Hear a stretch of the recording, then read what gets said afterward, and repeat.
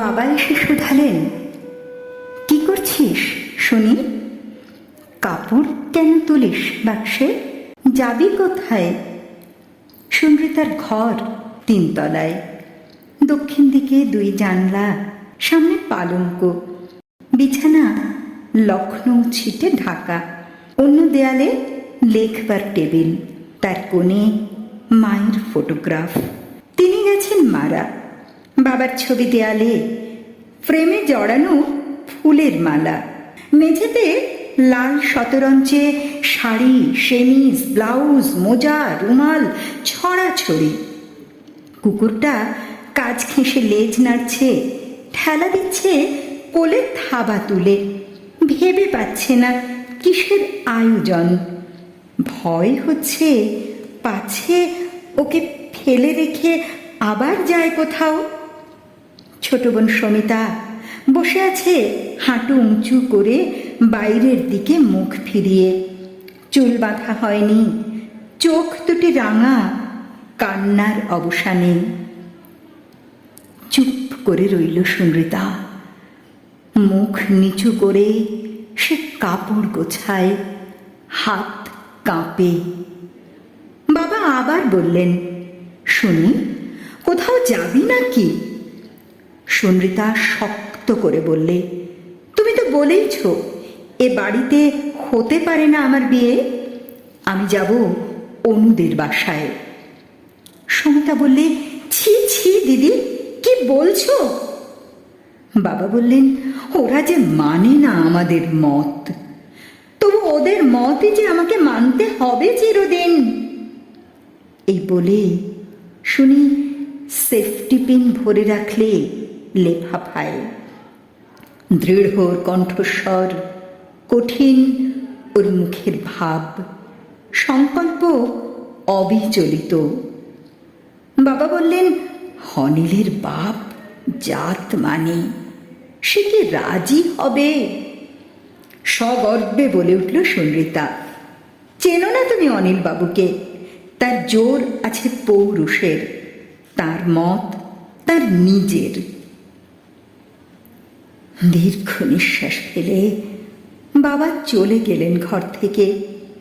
সমিতা উঠে তাকে জড়িয়ে ধরলে, বেরিয়ে গেল তার সঙ্গে।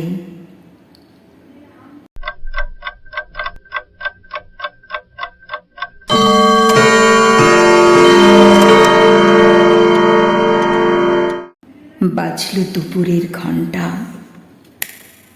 সকাল থেকে খাওয়া নেই সুনৃতার। সমিতা একবার এসেছিল ডাকতে, ও বললে খাবে বন্ধুর বাড়ি গিয়ে। মামারা মেয়ে বাপের আদুরে মিনতি করতে আসছিলেন তিনি। সমিতা পথ আগলিয়ে বললে, কখনো যেতে পারবে না বাবা, ও না খায় তো নেই খেলো। জানলা থেকে মুখ বাড়িয়ে দেখলি সুনৃতা রাস্তার দিকে এসেছে অনুদের গাড়ি। তাড়াতাড়ি চুলটা আঁচড়িয়ে ব্রোচটা লাগাচ্ছে যখন কাঁধে। সমী এসে বললে, এই নাও তাদের চিঠি, বলে ফেলে দিলে ছুঁড়ে ওর কোলে। সুনৃতা পড়লে চিঠিখানা, মুখ হয়ে গেল ফ্যাকাশে, বসে পড়ল তরঙ্গের উপর। চিঠিতে আছে, বাবার মত করতে পারবো নিশ্চিত ছিল মনে, হলো না কিছুতেই, কাজেই। বাজলো 1টা। শুনে চুপ করে বসে, চোখে জল নেই। রামচরিত বললে, সে মোটর দাঁড়িয়ে অনেকক্ষণ। শুনি বললে, যেতে বলে দে। কুকুরটা কাছে এসে বসে রইল চুপ করে। বাবা বুঝলেন, প্রশ্ন করলেন না, বললেন ওর মাথায় হাত বুলিয়ে, চল শুনি হোসেঙ্গাবাদে, তোর মামার ওখানে।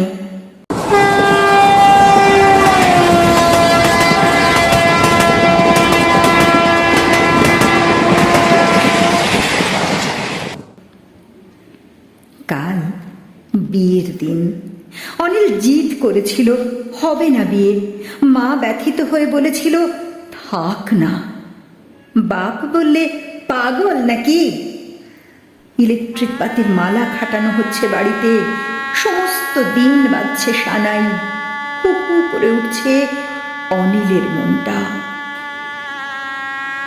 তখন সন্ধ্যা 7টা।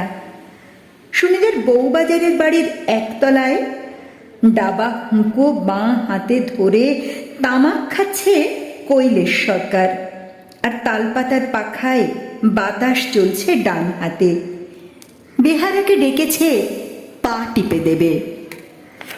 কালিমাখা ময়লা জাজিমে কাগজপত্র রাশ করা, জ্বলছে একটা কেরোসিন লণ্ঠন। হঠাৎ অনিল এসে উপস্থিত। কৈলেশ শশব্যস্ত উঠে দাঁড়ালো শিথিল কাছা কোঁচা সামলিয়ে।